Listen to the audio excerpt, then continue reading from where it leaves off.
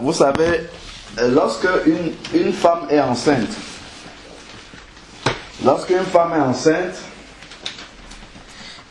au bout d'un certain temps, 9 mois, si tout se passe bien, un peu plus tôt, si les choses ne se passent pas normalement, au bout d'un moment, la femme commence à ressentir des douleurs dans le ventre, voilà, elle commence à perdre des os et ainsi de suite, et on sait que l'accouchement va être déclenché. Et je crois que je crois que nous avons tous constaté que lorsque la femme commence à perdre des os, vraiment, là, il n'y a plus de temps à perdre. On doit vraiment immédiatement s'occuper d'elle en l'amenant à la maternité. On ne peut pas la laisser comme ça. Amen. J'ai entendu là qu'il y a quelqu'un qui dit qu'il veut naître de nouveau. Donc on ne peut rien faire sans avoir justement permis que la femme accouche et que le nouveau-né soit là. Amen. Amen. Donc c'est ça qui est vraiment la priorité. On ne peut pas faire quelque chose s'il y a une femme enceinte au milieu de nous qui veut donner naissance. Donc on va d'abord s'occuper d'elle jusqu'à ce que l'enfant vienne au monde. Et une fois que l'enfant sera venu au monde, là maintenant on peut passer à autre chose. On peut se réjouir et ainsi de suite pour l'enfant qui est venu au monde. Donc voilà. On va, et comme la parole de Dieu nous dit, dans Jean chapitre 1, verset 12, à ceux qui l'ont reçu quoi? La parole de Dieu, elle a donné le pouvoir de devenir enfants de Dieu. Donc, nous avons besoin de cette parole-là. Donc, c'est cette parole-là qui va faire naître, justement. C'est cette parole-là qui va déclencher cette nouvelle naissance. Et celui qui est, la sage femme ou bien même le médecin accoucheur, c'est le Saint-Esprit. Mais il faut qu'il y ait la parole d'abord qui déclenche vraiment ces contractions-là et qui conduisent à la nouvelle naissance complètement. Amen. Amen. Donc, c'est déjà un grand pas de savoir qu'on doit naître de nouveau. Parce que ça, c'est pas quelque chose qui est forcément naturel chez tout le monde. Des gens peuvent dire, bon, je ressens que j'ai un manque, il y a quelque chose qui ne va pas dans ma vie, mais on n'arrive pas à mettre les mots là-dessus. Ou alors il y a des gens qui sont là dehors, qui n'ont même pas la conscience qu'il faut être réconcilié avec Dieu. Il faut se connecter à Dieu pour pouvoir avoir la vie. Parce que Dieu a créé l'homme, avec grand H, l'homme et la femme. Et Dieu a toujours prévu, quand on voit dans le livre de la Genèse, lorsque Dieu a créé Adam et Ève, Dieu venait chaque jour dans le jardin pour parler avec Adam, au début et après avec Ève également. Donc Dieu a créé l'homme pour être toujours en communion avec l'homme. L'homme n'a pas été créé pour vivre sans Dieu. Donc l'homme est créé pour vivre toujours et toujours en communion avec son Créateur. Donc tant que l'homme vit loin de son Créateur, c'est quelqu'un qui ne pourra jamais être heureux. Il y a toujours quelque chose qui va manquer à cette personne-là. Le diable qui est le prince de ce monde-ci, qui gouverne ce monde-ci, en tout cas pour ceux qui n'appartiennent pas à Dieu, lui, il n'est pas le créateur de l'homme. Mais il propose des choses à l'homme et pour justement séduire l'homme, pour que l'homme pense que, bon voilà, c'est de ça que j'ai besoin. Mais quand l'homme avance progressivement, même lorsqu'il reçoit justement ces promesses trompeuses-là du malin, quelque part l'homme se rend quand même compte que malgré tout ce qu'il a, il n'est pas heureux. C'est pour ça qu'on peut voir des personnes qui sont multimilliardaires, puisqu'on pense que l'argent aujourd'hui est ce qui contrôle ce monde-ci, est ce qui peut acheter tout, est ce qui peut rendre heureux. Vous allez trouver un multimilliardaire, vous lui demandez, est-ce que vraiment, là maintenant, tu as toute cette possession-là, en termes de matériel, en termes de confort financier, ainsi de suite. Est-ce que vraiment là, tu es heureux pleinement? Est-ce que tu es pleinement satisfait de la vie que tu as? Vous allez être très surpris de vous rendre compte que... Alors, je disais tantôt que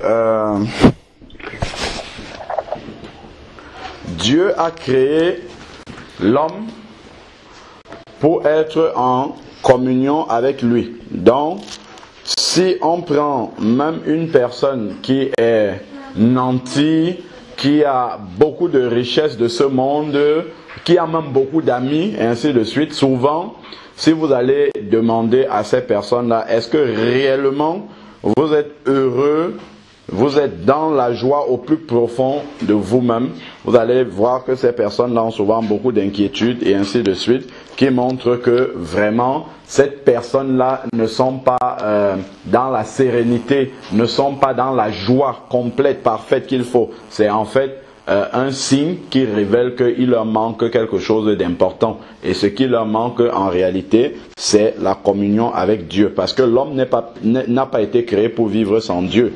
Donc le malin, il aura beau proposer tout ce qu'il propose de ce monde, comme il a proposé d'ailleurs à Jésus dans Luc 4, quand le malin vient proposer un certain nombre de biens terrestres à Jésus. Donc Jésus a refusé tout cela. Donc parce que effectivement cela nous montre que c'est pas ce qui apporte la satisfaction, la pleine satisfaction à un être humain sur la terre. Donc ce n'est que lorsque on est en communion avec Dieu qu'on peut être pleinement satisfait. Ok, donc continuons malgré les combats. Dans Exode 20, en fait, nous montre ce qui s'est passé lorsque le Seigneur donnait les 10 commandements, les tables de la loi à Moïse. Le Seigneur avait défini en fait un périmètre que le peuple ne devait pas traverser autour justement du mont Sinaï. Et seuls les sacrificateurs pouvaient s'avancer et même eux-mêmes aussi devaient s'arrêter à un niveau, et seul Moïse pouvait aller dans la présence de Dieu et Aaron. Dieu est un Dieu totalement saint. Donc c'est parce que le peuple n'était pas sanctifié qu'il ne pouvait pas s'approcher de Dieu. Donc, de la même façon aujourd'hui, si nous ne sommes pas sanctifiés, c'est-à-dire mis à part, c'est-à-dire que nos péchés sont pardonnés, lavés totalement, nous ne pouvons pas nous approcher de Dieu. Parce que si Dieu nous laisse même nous approcher de lui, on va être foudroyé et on va mourir. Donc, c'est cela exactement. Donc, je vais essayer de retrouver le verset. Déjà, chapitre 19. Exode chapitre 19, on peut prendre à partir du verset même 21. Il est dit, chapitre 19, verset 21, il est dit, Exode 19, verset 21,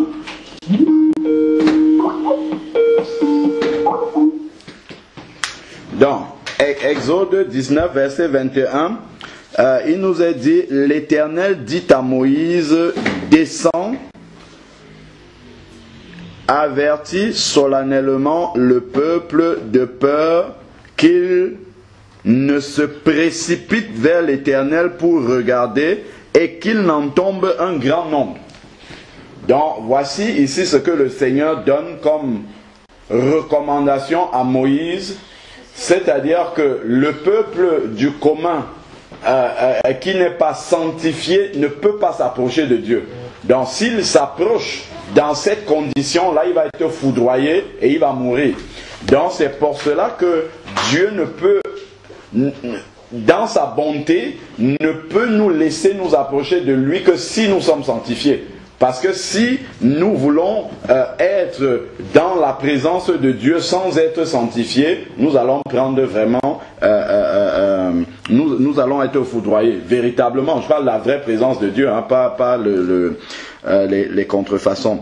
Alors, verset 22 maintenant, il est dit, Exode 19, verset 22, que les sacrificateurs eux-mêmes qui s'approchent de l'Éternel se sanctifient aussi de peur que l'Éternel ne cause des pertes dans leur rang.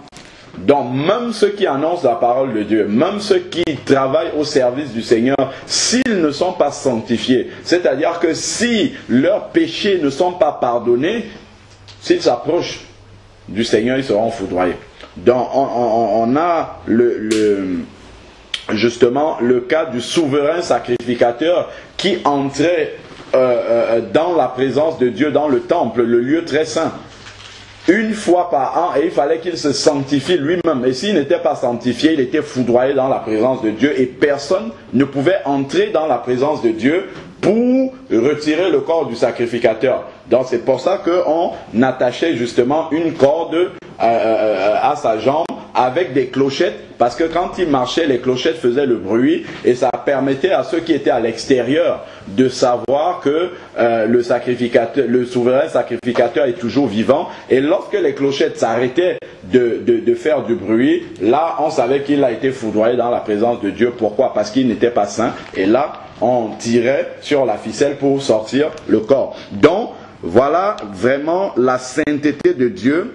Et c'est pour cela qu'un Dieu saint comme celui-là, on ne peut être en communion avec lui que si nous avons la même sainteté, donc si nous sommes sanctifiés.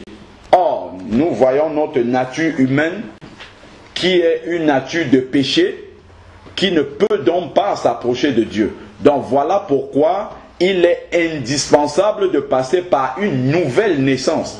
Une naissance spirituelle, une naissance, parce que c'est quoi la nouvelle naissance? La nouvelle naissance, c'est un acte souverain de Dieu au travers duquel il communique sa nature à l'être humain. Amen. Il nous donne en cadeau sa nature, et c'est parce que nous revêtons la nature de Dieu que nous pouvons nous approcher de lui. Si nous n'avons pas cette nature-là, nous ne pouvons pas être en communion avec Dieu. Amen. Donc voilà pourquoi la nouvelle naissance est indispensable. C'est-à-dire revêtir la nature de Dieu. Donc si Dieu ne nous donne pas sa nature, on ne peut pas s'approcher du Seigneur. Et on va lire aussi dans Jean 4, verset 24, je crois, que, allons-y voir, mais gardons le doigt sur Exode 19, je ne sais pas si on a terminé, dessus on va revenir. Et il y a juste un passage qui me vient à l'esprit pendant que nous lisons ça. C'est dans Jean chapitre 4, c'est Jésus qui est en train de parler avec la Samaritaine, et il va lui dire une chose. Alors, voilà, verset 24, effectivement, Jean chapitre 4, verset 24, il est dit ici, Dieu est esprit. Et il faut, donc c'est indispensable, il faut, c'est une nécessité, c'est une condition indispensable, il faut que ceux qui l'adorent en esprit et en vérité. Puisque Dieu est esprit, si ton esprit n'est pas né de nouveau, parce que en fait l'être humain qui n'est pas né de nouveau, son esprit est mort en fait.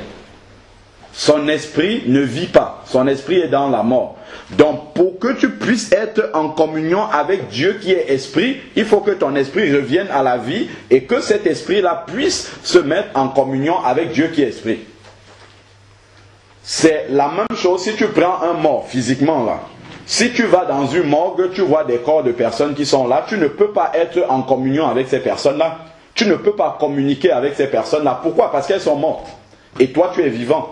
Donc, vous n'êtes pas dans le même état. Donc, n'étant pas dans ce même état-là, vous ne pouvez pas communiquer ensemble. Vous ne pouvez pas être en communion.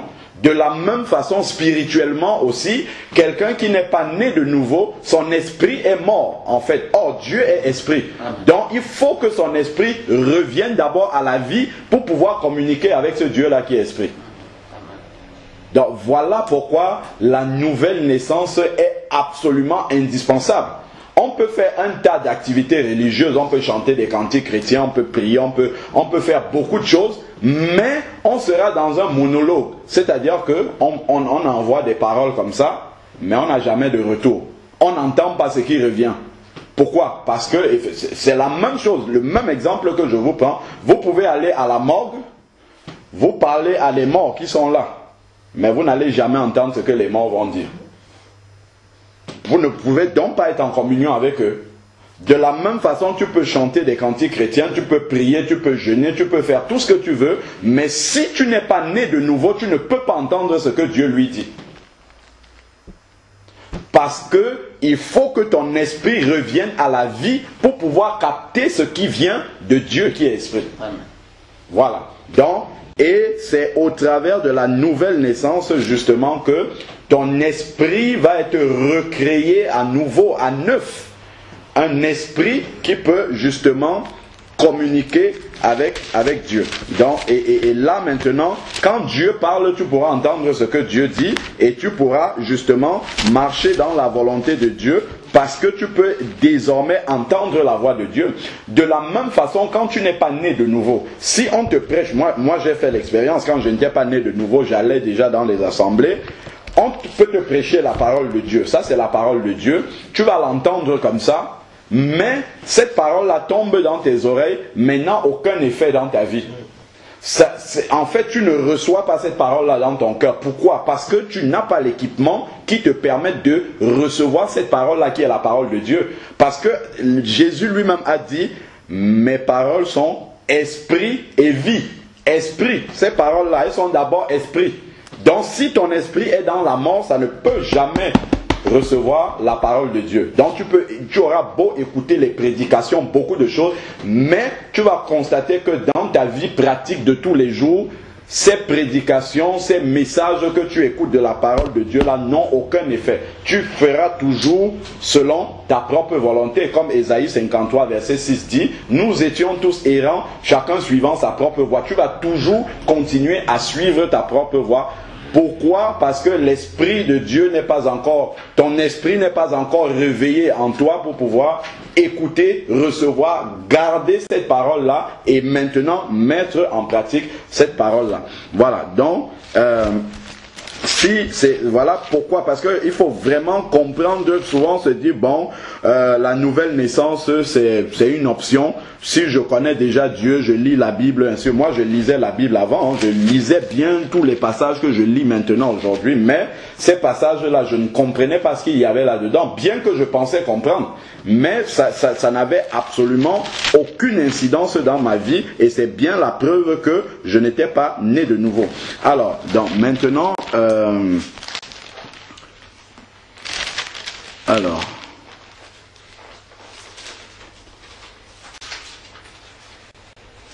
donc, je vais juste lire Éphésiens chapitre 4.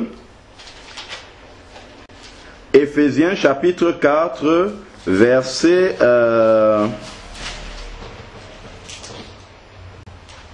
je vais prendre la part de 20 à 24. Je vais lire ça juste rapidement, mais je ne vais pas beaucoup expliquer dedans parce qu'on peut aller très loin avec ça. Alors, dans Éphésiens chapitre 4, verset 20, « Mais vous, ce n'est pas ainsi que vous avez appris à connaître Christ, si du moins vous avez entendu parler de lui. Et si vous avez été instruit en lui conformément à la vérité qui est en Jésus, c'est-à-dire à vous dépouiller à cause de votre conduite passée de la vieille nature qui se corrompt par les convoitises trompeuses. » Donc ça c'est l'ancienne vie, la vie qu'on avait lorsque notre esprit était mort. Donc ça, il faut s'en dépouiller, mais bon, ça c'est pas pour quelqu'un qui n'est pas encore converti. Mais c'est la suite qui m'intéresse. Être renouvelé par l'esprit de votre intelligence et revêtir la nature nouvelle. Cette nature nouvelle-là, c'est la nature de Dieu en fait. C'est la nature de Dieu que celui qui est né de nouveau reçoit le jour justement où il naît de nouveau. Et comment est cette nature-là? Elle est créée selon Dieu, donc à la ressemblance de Dieu. C'est la nature même de Dieu qui permet de communiquer avec Dieu. Donc elle est créée selon Dieu, dans une justice et une sainteté que produit la vérité. La vérité qui est la parole de Dieu. Donc c'est la parole de Dieu qui va déclencher justement le processus de la nouvelle naissance. Il faut que la prédication de la parole de Dieu soit faite et que le cœur de celui qui entend cette parole-là soit touché. Et là maintenant, les contractions de la femme enceinte vont commencer et le Saint-Esprit va faire le reste pour que la personne vienne à la naissance. Alors, donc nous étions dans Exode 19, par là, et le Seigneur avait dit aux sacrificateurs eux-mêmes de faire attention, de se sanctifier avant de s'approcher, sinon même au milieu d'eux, certains pouvaient être foudroyés. Alors, verset 23, Exode 19, verset 23, Moïse dit à l'Éternel, le peuple ne pourra pas monter sur le Sinaï, car tu nous as solennellement avertis en disant, fixe des limites à la montagne et sanctifie-la. Fixe des limites, c'est pour que le peuple ne traverse pas les limites qui ont été fixées. Et tu monteras avec Aaron, mais les sacrificateurs et le peuple, mais que les sacrificateurs et le peuple ne se précipitent pas pour monter vers l'Éternel, de peur qu'ils ne causent des pertes dans leur rang. Moïse descendit vers le peuple et lui parla. Donc voilà comment déjà depuis l'Ancien Testament, la parole de Dieu nous montre que n'importe qui ne peut pas s'approcher de Dieu, n'importe qui ne peut pas être en communion avec Dieu. Il faut d'abord qu'il soit sanctifié pour pouvoir s'approcher de la présence de Dieu. Heureusement que cette sanctification-là est totalement gratuite et puis elle est déclenchée tout simplement par l'écoute de la parole de Dieu et une démarche tout à fait très simple que n'importe qui effectivement peut faire, mais elle est impérative. C'est une démarche qui est impérative avant de pouvoir s'approcher de Dieu. Donc voilà un peu la nécessité de la nouvelle naissance. Bon, maintenant, concrètement, on a aussi défini c'est quoi la nouvelle naissance. C'est un acte souverain de Dieu par lequel il communique sa nature à un être humain. C'est un acte souverain de Dieu par lequel il réveille l'esprit qui est mort en l'être humain, par lequel il recrée à nouveau l'esprit qui est dans l'être humain. Parce que quand un être humain naît, il naît avec trois, l'être humain en fait a trois, je n'ai pas envie d'appeler ça partie, mais trois dimensions si on veut. Il a l'esprit qui est en communion avec Dieu si il est né de nouveau, vivant en Christ, soit en communion avec le diable s'il ne connaît pas Dieu. Maintenant, donc ça c'est l'esprit, et ensuite il y a l'âme. L'âme c'est notre être intérieur conscient mais que les autres ne voient pas. Donc mes sentiments, mes pensées, mes émotions, tout ça moi je le sais mais les autres ne le savent pas. Donc c'est notre être intérieur conscient. Donc ça lui n'est pas touché lors de la nouvelle naissance. Et il y a la chair, le corps physique. Donc c'est l'âme, l'esprit et le corps. Bon, maintenant au moment de la nouvelle naissance c'est l'esprit qui est réveillé, recréé. Voilà. Donc ça, c'est la nouvelle naissance. Maintenant, comment ça se passe de façon pratique, concrète? Acte chapitre 2, verset 37. Très simple. Le jour de la Pentecôte, l'apôtre Pierre a prêché la parole de Dieu, et puis les personnes qui étaient là ont écouté cette parole-là. Lorsqu'ils ont écouté cette parole-là, eux qui étaient des religieux, parce que les personnes qui écoutaient cette parole-là, si nous lisons bien, dans Acte 2, prenons le verset 5. On nous parle bien de l'identité des personnes qui sont présentes à Jérusalem et qui ont écouté la prédication de l'apôtre Pierre. Regardons Acte 2, verset 5, il est dit « Or, il y avait en séjour à Jérusalem des Juifs pieux. » Donc, ce sont des personnes qui ont des coutumes, des habitudes religieuses. Ce sont des personnes pieuses, c'est dit ici là. Venus de toutes nations qui sont sous le ciel. Donc, ce sont des personnes qui sont religieuses et qui sont venues de toutes les nations sous le ciel. On sait bien que une fois par an, les gens devaient partir, les personnes religieuses devaient partir de partout pour venir faire des offrandes au Seigneur dans le temple qui était à Jérusalem. Donc c'est le cas de ces personnes-là ici. Et c'est à ces personnes-là justement que l'apôtre Pierre va prêcher. Donc ça nous montre encore qu'il ne suffit pas d'être membre d'une église, d'être membre d'une dénomination, de savoir lire la Bible, chanter des cantiques, ainsi de suite. C'est pas ça qui fait en sorte que nous soyons nés de nouveau. Et si on lit même d'ailleurs dans Jean 3, la conversation que Jésus a avec un homme religieux qui s'appelle Nicodème, on a toujours la même vérité qui ressort. Donc, verset 37 maintenant, acte 2, verset 37 nous dit « Après avoir entendu cela, ils eurent le cœur vivement touché et il dit à Pierre et aux autres apôtres, frères, que ferons-nous? Donc, ici, je rappelle bien, d'après le verset 5 de Acte 2, que ce sont des personnes pieuses, religieuses, présentes à Jérusalem qui posent la question à Pierre.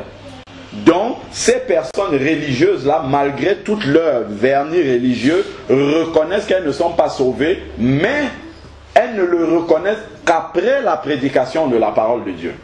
Qu'après avoir entendu la vérité, parce que c'est la vérité, comme on a lu dans Éphésiens, chapitre 4, là-bas, verset 24, c'est la vérité qui va produire, justement, je vais revenir là-dessus, Éphésiens, chapitre 4, verset 24, il est dit ici, revêtir la nature nouvelle, donc la nature de Dieu, la nouvelle nature qu'on a après la nouvelle naissance, créée selon Dieu, dans une justice et une sainteté que produit la vérité. Donc c'est la vérité de la parole de Dieu qui va déclencher la naissance nouvelle, justement, de cet esprit-là. Donc il faut qu'il y ait la vérité. Et la vérité, c'est la parole de Dieu. Jésus a dit, je suis le chemin, la vérité et la vie. Et nous savons que Jésus est la parole de Dieu. Amen. Donc voilà, il faut que la parole de Dieu soit prêchée. Donc c'est quand cette parole-là de vérité a été prêchée que ces personnes pieuses pourtant reconnaissent que, mais tiens, il y a un problème. C'est vrai qu'on pratique tout cela, mais en réalité nous ne sommes pas sauvés. Donc voilà comment ces personnes-là ont demandé à Pierre et aux autres apôtres, que ferons-nous donc maintenant que nous avons écouté cette parole que tu viens de nous prêcher, que le Messie a été envoyé pour nous sauver, mais maintenant nous avons tué le Messie et ainsi de suite. Que ferons-nous donc pour être sauvés? Nous reconnaissons que nous sommes dans le péché, nous reconnaissons que nous sommes coupables devant Dieu et que nous ne sommes même pas en train de suivre Dieu, alors que bien que nous faisons toutes nos activités religieuses. Et là maintenant Pierre va répondre au verset 38 en un seul verset. Il va expliquer comment est-ce qu'on fait pour naître de nouveau. Il va dire 1. Repentez-vous. Donc pour que la nouvelle naissance soit déclenchée, on écoute la parole de Dieu. Ça c'est fait déjà. Donc tous les versets là avant le verset 37 c'est fait. Et la parole de Dieu maintenant déclenche quelque chose dans le cœur. Le Saint-Esprit témoigne au travers de cette parole-là qu'on n'est pas sauvé. Donc le cœur est touché. Verset 37. Verset 38 maintenant, qu'est-ce qu'on doit faire? Il faut se repentir. La repentance est la clé de la conversion. La repentance est la clé de la nouvelle naissance. Par repentance, en fait, c'est au travers de la repentance que la vie d'avant va mourir, pour que la vie nouvelle commence. C'est au travers de la repentance que l'esprit ancien qu'on avait va rester définitivement dans la mort et que l'esprit nouveau va commencer. Parce que les deux ne peuvent pas vivre en même temps. Donc, c'est la repentance qui va régler cette question-là. Se repentir, ça veut dire quoi concrètement? Si vous prenez Proverbe chapitre 28, verset 13, donc ça, on a l'habitude déjà de lire ce verset-là. C'est celui qui confesse, celui qui cache ses transgressions ne prospère pas. Donc, si tu gardes tes transgressions pour toi, tu ne vas pas obtenir la miséricorde de Dieu. Alors, donc celui qui cache ses transgressions ne prospère pas, mais celui qui les confesse et qui les délaisse obtient miséricorde. Voilà. Donc c'est ça, celui qui les confesse et qui les délaisse obtient miséricorde. Voilà la définition de la repentance. Donc c'est confesser à Dieu son péché, c'est-à-dire reconnaître son péché devant Dieu. Seigneur, je reconnais qu'à tel moment j'ai fait ceci. Ça ne glorifiait pas ton nom. Ce n'était pas ce que tu demandes à l'être humain que tu as créé de faire. Je te demande pardon. Seigneur, à tel autre moment, j'ai fait telle chose à telle personne, je te demande pardon. C'est ça la repentance.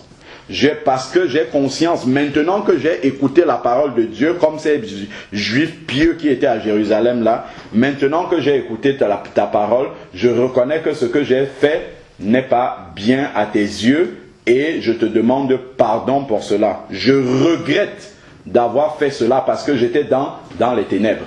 quand la parole de Dieu est la lumière, c'est elle qui va éclairer. C'est quand on a écouté cette parole de vérité qu'elle vient jeter la lumière au milieu de nos ténèbres et qu'on réalise ce qui est ténèbres en nous.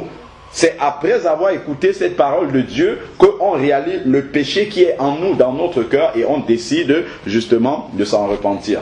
Seigneur, je te demande pardon, à tel moment j'ai fait telle chose, et ainsi de suite. Donc, toutes les transgressions que nous avons eues, nous étions en train de donner la définition biblique de la repentance avec Proverbe 28, verset 13. Celui qui cache ses transgressions ne prospère pas, mais celui qui les confesse et qui les délaisse obtient miséricorde. Donc, voilà la première étape de la nouvelle naissance concrètement, qui elle-même est déclenchée, comme on a dit, par l'écoute de la parole de Dieu, qui est la vérité, et justement le fait de constater qu'on est pécheur et perdu. Voilà. Donc, alors, la repentance, on a bien compris, c'est passer en revue ces différents péchés, les péchés que l'Esprit de Dieu nous remet dans notre conscience, et justement demander pardon à Dieu, et le Saint-Esprit peut nous envoyer aussi demander pardon aux personnes que nous avons offensées. Donc ça aussi, le Saint-Esprit peut nous conduire à le faire. Et une fois que nous avons fait ce travail-là, qui est tellement important, parce que non seulement c'est lui qui va déclencher la nouvelle naissance, mais il est d'autant plus important aussi que c'est au travers de la repentance justement que nous sommes délivrés des liens spirituels que nous pouvons avoir. Parce que si peut-être, je ne sais pas, tu demeures dans un péché parce que voilà, tu as hérité ça de tes ancêtres ou bien de tes grands-parents et ainsi de suite, parce que eux ils faisaient comme ça et eux ils ne connaissent pas Dieu. Donc, comme le Seigneur nous dit bien qu'il punit jusqu'à la 3e, 4e génération, donc si tu as reçu ça des générations d'avant, n'étant pas converti, donc ça peut agir effectivement dans ta vie, mais au moment où tu vas confesser ce péché-là, c'est-à-dire au moment où tu vas demander pardon à Dieu pour ce péché et prendre la décision de ne plus marcher dans ce péché-là, Dieu en même temps spirituellement va couper ce lien-là avec la famille. D'où tu as hérité ça, Dieu va couper le lien. Si ça vient de la famille ou si ça vient même d'un démon qui te fait faire cette chose-là, au moment où tu vas demander pardon et prendre la décision de ne plus le faire, hop, Dieu coupe le lien spirituel. Ce qui fait que tu es délivré en même temps. C'est ça la vraie délivrance biblique. D'où, justement, la repentance est indispensable pour véritablement naître de nouveau. Parce que ce qui va arriver après, c'est que tu vas être une nouvelle créature. Or, tu ne peux pas être une nouvelle créature si les choses anciennes subsistent encore dans ta vie. C'est pour ça que, entre les deux vies, l'étape de la repentance est là. Entre la vie nouvelle et la vie ancienne, il faut le pont entre les deux, c'est la repentance. Donc, tu ne peux pas sauter de l'un à l'autre comme ça, sans passer par le pont. Sinon, tu vas te noyer. C'est pour ça que souvent, les gens pensent qu'ils sont dans la nouvelle vie, alors qu'en réalité, ils sont encore dans une ancienne vie un peu améliorée. Voilà. La nouvelle vie, elle est totalement nouvelle. L'ancienne vie, c'est l'ancienne vie. Même si elle est améliorée n'importe comment, ça reste l'ancienne vie. Voilà pourquoi Jésus a dit, on ne met pas du vin nouveau dans de vieilles outres. Le vin nouveau va dans les outres nouvelles. Donc si on améliore simplement, on pense que bon, en corrigeant tel aspect de ma vie, c'est bon, je suis en communion avec Dieu, c'est pas ça. Il faut qu'on jette tout ce qui concerne l'ancien et qu'on recommence tout à zéro. Là, vraiment, on peut aller loin. Mais si on vient avec la nature ancienne et qu'on essaye de vivre la vie nouvelle avec, on va tout de suite réaliser que ça ne marche pas comme ça. Voilà, donc la repentance. Autre vérité sur la repentance, sur l'importance de la repentance, c'est également que c'est un nettoyage qui est en train d'être fait dans notre cœur pour pouvoir recevoir l'Esprit de Dieu, l'Esprit Saint. Parce que l'Esprit est totalement saint, il ne peut venir habiter que dans un cœur qui est saint. Donc si le cœur n'est pas saint, l'Esprit Saint ne peut pas venir habiter là-dedans. Si vous lisez dans Luc chapitre 3, lorsque Jésus est sorti des eaux du baptême, qu'est-ce qui s'est passé? L'Esprit Saint est descendu sur lui sous une forme bien précise que la Bible a dit, sous la forme corporelle d'une colombe. Et si vous allez lire les détails sur les caractéristiques de la colombe est l'animal qui est le plus sensible à la saleté. Si une colombe est quelque part et qu'il y a un petit peu de saleté comme ça, tout de suite la colombe part. C'est à cela justement qu'est identifié le Saint-Esprit. Donc, le Saint-Esprit ne pourra jamais venir habiter dans un cœur qui n'est pas nettoyé. Si nous avons des manques de pardon, par exemple, dans le cœur, nous avons des personnes à qui nous n'avons pas pardonné, nous avons des convoitises dans le cœur, nous avons des personnes que nous avons rejetées, nous avons des jalousies par rapport... Tout cela, le Saint-Esprit ne peut pas venir se greffer là-dedans. Donc là, on peut faire des tentatives de nouvelle naissance, tant que ça n'est pas parti, la nouvelle naissance ne pourra pas avoir lieu parce que l'enfant n'est pas encore arrivé à terme. L'enfant naît au bout de 9 mois. Donc sinon, oui, vous pouvez toujours amorcer une nouvelle naissance, mais vous serez comme un prématuré. Prématuré spirituel, ça veut dire que l'enfant qui naît prématurément n'a pas encore... tous ses organes ne sont pas encore formés pour pouvoir vivre dans ce monde-ci. S'il sort dans ces conditions-là, si on ne le met pas dans une couveuse, il va mourir tout de suite. Pourquoi? Parce que son organisme n'est pas suffisamment bien formé comme il faut pour subsister en fait à toutes les agressions du monde dans lequel nous vivons. Donc de la même manière, si quelqu'un n'est pas vraiment né de nouveau selon la parole de Dieu, il ne peut pas avoir une vraie vie spirituelle. Il aura une vie religieuse, mais pas une communion avec Dieu. Donc c'est pour ça qu'il faut vraiment prendre le temps nécessaire dans la nouvelle pour naître de nouveau selon la parole de Dieu. Et la clé, c'est la repentance. Voilà. Donc la repentance est aussi le moyen par lequel justement nous disons à Satan, maintenant c'est fini avec toi. J'abandonne ton monde pour passer de l'autre côté. Pour passer des ténèbres à la lumière, il faut bien dire au prince des ténèbres que tout ce qui en moi t'appartient, je te rends ça. Terminé. Que lorsque tu te repens, c'est ce qui se passe en fait.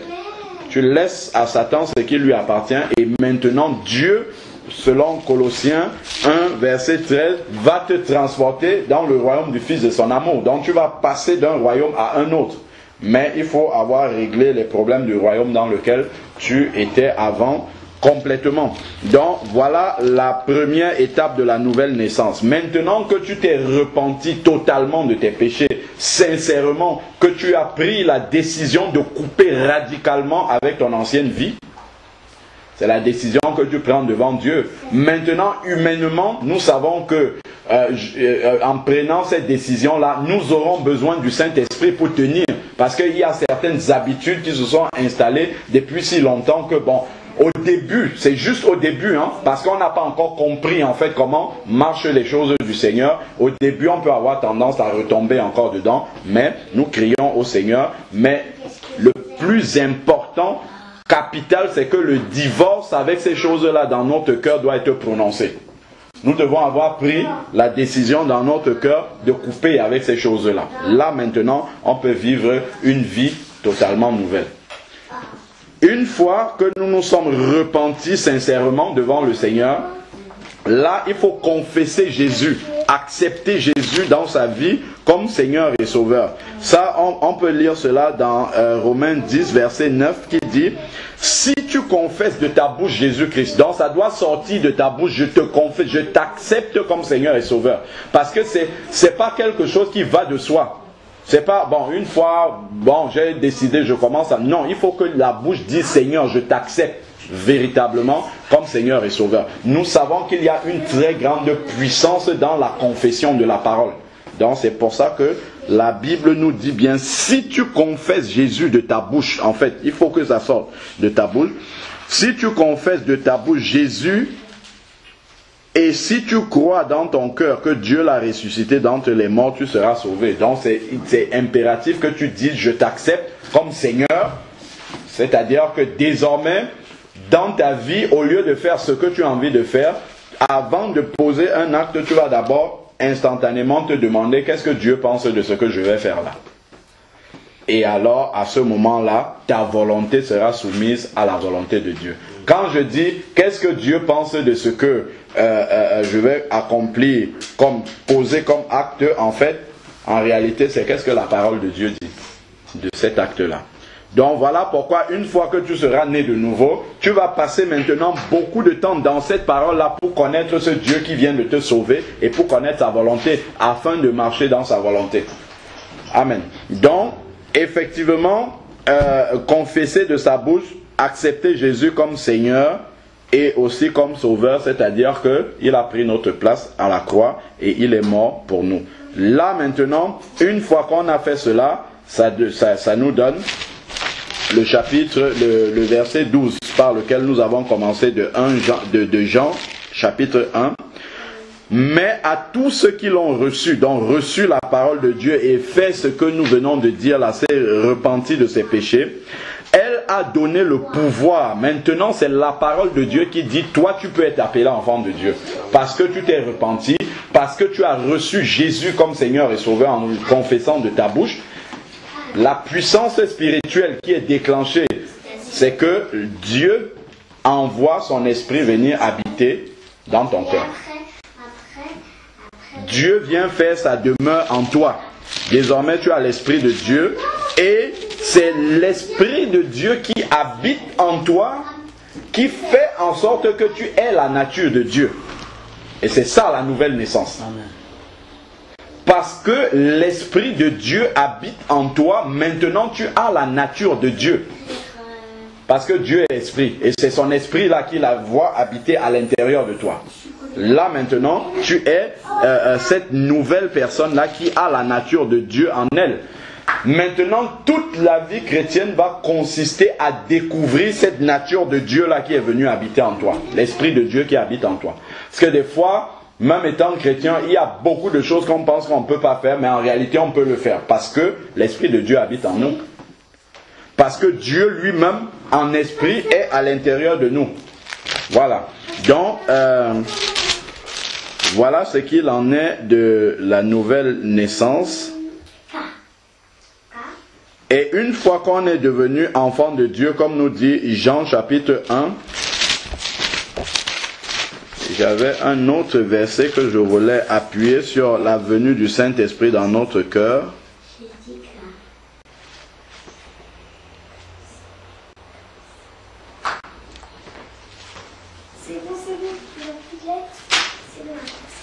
Voilà. Si je prends Jean chapitre 14, verset 23, il nous est dit, Jésus lui répondit, si quelqu'un m'aime, il gardera ma parole. Donc après avoir entendu la parole de Dieu et décidé de suivre Jésus en passant par la repentance, comme on a dit, en acceptant Jésus comme Seigneur et Sauveur, ça veut dire qu'on l'aime. Donc ça entre dans le cadre de ce verset. Et donc, qu'est-ce qui va se passer? Il dit, et mon Père l'aimera. Nous viendrons vers lui et nous ferons notre demeure chez lui. Donc ça, c'est la réception du Saint-Esprit. Nous viendrons et nous ferons notre demeure en lui. Voilà donc ce qu'il faut pour naître de nouveau. Une fois que nous sommes nés de nouveau, revenons toujours dans Acte 2. La nouvelle naissance se résume à Acte 2, verset 38. 1. Repentez-vous.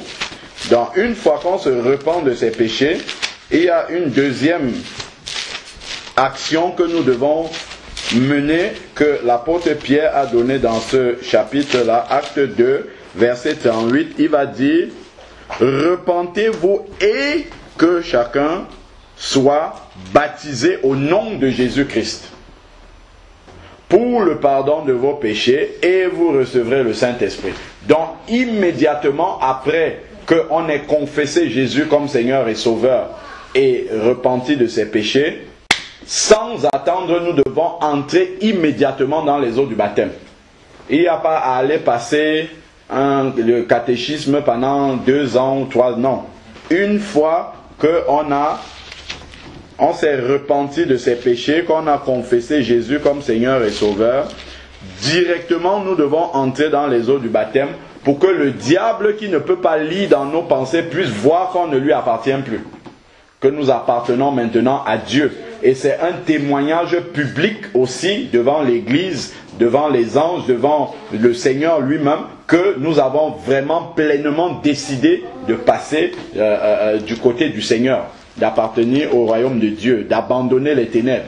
Ça, c'est vraiment capital. Et dans le baptême, il y a vraiment cette image. Baptême, ça vient d'un terme grec, c'est baptizo, qui veut dire immerger, plonger. Donc, on doit plonger l'ancienne personne dans de l'eau, immerger totalement cette personne-là. Et lorsqu'on la ressort de l'eau, dans l'immersion totale qui est le symbole de la mort à l'ancienne vie, donc c'est fini l'ancienne vie qui ne glorifiait pas Dieu. Et lorsqu'on ressort des eaux du baptême, c'est l'image de la résurrection à une vie nouvelle, complètement nouvelle, matérialisée par la nature de Dieu que nous avons par son esprit qui habite en nous. Et là maintenant, nous pouvons dire, je suis un homme nouveau, je suis une femme nouvelle. Lorsque tu vas prier maintenant, tu vas voir que Dieu va te répondre et tu vas entendre ce que Dieu dit. Tu vas pouvoir discerner la voix de Dieu au milieu de... Dieu va pouvoir te parler au travers de tes circonstances, au travers des personnes, et ainsi de suite. Et toi, dans ton cœur, tu auras comme cette confirmation, cette certitude que ce que j'entends là, ça vient de Dieu. Pourquoi? Parce que désormais, l'Esprit de Dieu en toi te permet d'être en communion avec Dieu. Donc de pouvoir communiquer avec Dieu. Donc Dieu, c'est pas simplement un monologue, j'envoie des prières. Peu importe, il reçoit, il ne reçoit pas, ça monte, ça monte, ça monte et ça ne descend jamais. En fait, Dieu parle toujours. Dieu parle toujours, même aux païens, Dieu parle. Mais seulement les païens ne peuvent pas entendre. Pourquoi? Parce que leur esprit est mort. Donc, voilà, en fait, et parlant justement du baptême, si nous prenons Actes chapitre 16, verset 27. Donc ça, c'est quand Paul et Silas étaient en prison et que, louant le Seigneur dans la nuit, les portes de la prison, après le tremblement de terre, les portes se sont ouvertes et puis le garde prisonnier qui est appelé ici le geôlier pensait que les prisonniers se sont échappés. Il y a quelque chose qui s'est passé là. Verset 27, acte 16, verset 27, le geôlier se réveilla et lorsqu'il vit les portes de la prison ouvertes, il tira son épée et allait se tuer. Il voulait se tuer parce qu'il savait bien ce que ses chefs devaient dire. Pensant que les prisonniers s'étaient enfuis. Mais Paul cria d'une voix forte, ne fais pas ça. Ne te fais aucun mal, nous sommes tous ici. Alors le geôlier demanda de la lumière, entra précipitamment. Nous sommes la nuit, donc il demande la lumière. Entra précipitamment et tomba tout tremblant devant Paul et Silas. Il les mena dehors et dit, Seigneur, que faut-il que je fasse pour être sauvé? C'est la même question que dans Acte 2, 37, les gens qui étaient présents, les hommes, les personnes pieuses qui étaient présentes à Jérusalem, c'est la même question qu'elles ont posée à Pierre et aux autres apôtres. Et qu'est-ce que Paul va lui répondre? Il répondit, crois au Seigneur Jésus. C'est quoi croire? Croire, c'est pas seulement dire je crois. Non. Croire, c'est tout ce qui a été dit dans le verset 38 de Acte 2, à savoir se repentir de ses péchés, confesser Jésus comme Seigneur et Sauveur et commencer à marcher dans l'obéissance. Et la première obéissance, c'est se baptiser déjà. Et maintenant, obéir à la parole de Dieu. Là, celui qui fait ça, il peut dire je crois justement dans le Seigneur Jésus, parce qu'on sait bien que même les démons, s'il s'agit juste de dire je crois verbalement, même les démons croient et ils tremblent même d'ailleurs lorsque le Seigneur s'approche. Donc, continuons, nous sommes dans Acte 16, verset 31. Il répondit, donc c'est Paul et Silas, crois au Seigneur Jésus et tu seras sauvé, toi et ta famille. Maintenant, verset 32, et il lui annonçait la parole du Seigneur. Il lui annonçait la parole du Seigneur, c'est ce qu'on vient de faire maintenant. Annoncer les conditions du salut, la bonne nouvelle, que Jésus est venu, il est mort à la croix, il a pris ta place, et que maintenant tu peux accepter Jésus pour n'avoir pas justement, par amour déjà, parce que Dieu offre son salut gratuitement, mais aussi parce que celui qui ne reçoit pas le salut de Dieu, on sait bien dans Jean chapitre 3 verset 16, il est bien dit que Dieu a tant aimé le monde qu'il a envoyé son Fils unique afin que quiconque croit en lui ne fasse pas quoi? Ne périsse pas. Donc, c'est possible de périr si on ne croit pas au Fils de Dieu. Donc, alors, revenons maintenant au verset 32. Il lui annonçait la parole de Dieu, acte 16, 32, ainsi qu'à tous ceux qui étaient dans sa maison. Donc, il a annoncé aux geôliers et aux gens de sa maison. Il avait dit tantôt, crois et tu seras sauvé, toi et qui est ta famille. Donc, lorsqu'on croit, c'est une chose. Mais pour que la famille soit sauvée, il faut que la famille entende la parole de Dieu aussi.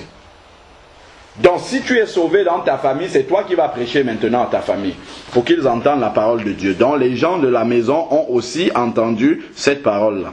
Alors, verset 33, il les prit avec lui et à 7 heures même de la nuit, lava leurs plaies et aussitôt il fut baptisé, la nuit même. Il y a le aussitôt et la nuit qu'il faut retenir ici. Donc c'est pour ça que immédiatement, lorsqu'on a reçu le Seigneur Jésus, il n'y a pas une seule minute à attendre.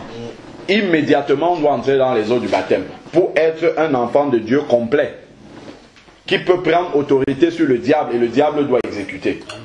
Voilà, donc ça c'est important et on voit partout,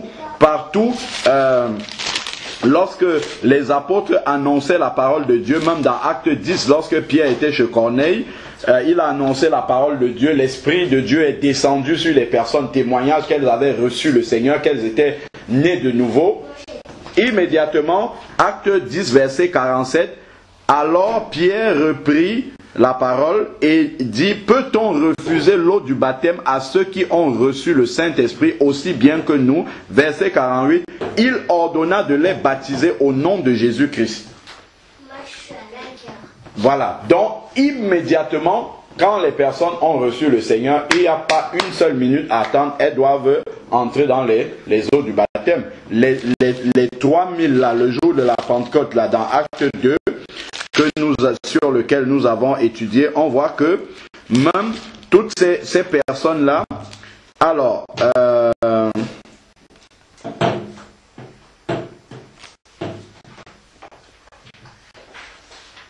verset 41, acte 2, verset 41. Donc, lorsque Pierre leur a dit, repentez-vous et que chacun de vous soit baptisé, qu'est-ce que ça a produit? Acte 2, verset 41. Ceux qui acceptaient sa parole furent baptisés. Donc, immédiatement, ceux-là qui ont accepté, ils furent baptisés. On n'a pas dit qu'ils sont allés suivre des cours ou bien quelque chose comme ça. Non. Immédiatement, ils ont été baptisés. En ce jour-là, en quel jour? Le jour de la Pentecôte, le jour même où ils ont reçu la parole de Dieu. Amen. En ce jour-là, le même jour-là, furent ajoutés environ 3000 âmes. Donc, les 3000 personnes écoutent, en tout cas, plusieurs personnes écoutent la prédication, 3000 sont touchés, 3000 reçoivent le Seigneur, les 3000 sont baptisés et deviennent membres de l'église en ce jour-là même. Donc ce n'est pas le lendemain que ça s'est passé, c'est le même jour où les personnes ont reçu la parole de Dieu. Amen.